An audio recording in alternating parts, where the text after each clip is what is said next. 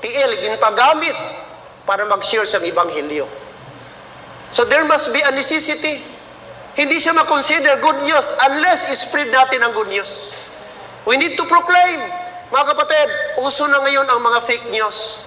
Uso na ngayon ang mga hindi totoo na mga balita. Hello, amen? Mga fake news. Mga kapatid, thank God, sa kabila po ng maraming fake news, may totoong news. The good news that there is God who came from heaven, who died for me, who died for you, who took your sin on the cross of Calvary and gave us hope and home in heaven. Praise God for that. How beautiful are the feet of them. Kaya yung people, sana kung di ka nakasama ngayon, sama ka. Kilan ka pa? Abot ka ganit, lagaw-lagaw kung diin-diin. Bakit sa Panginoon di mo siya mabigyan? Di tabi pastor ka, balaan mo,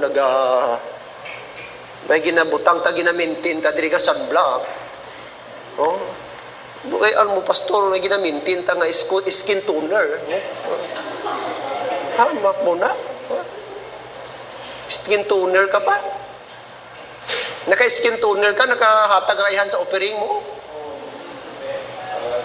Mas conscious ka sa imo'y tsura, di ka conscious sa mga kalagaan to sa impyerno one day? Parenti mo, hindi luwas? Classmate mo, hindi luwas? Mga friends mo, hindi luwas?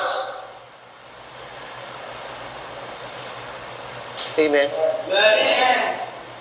Dapat conscious tayo sa spiritual. Amen? Before it's too late.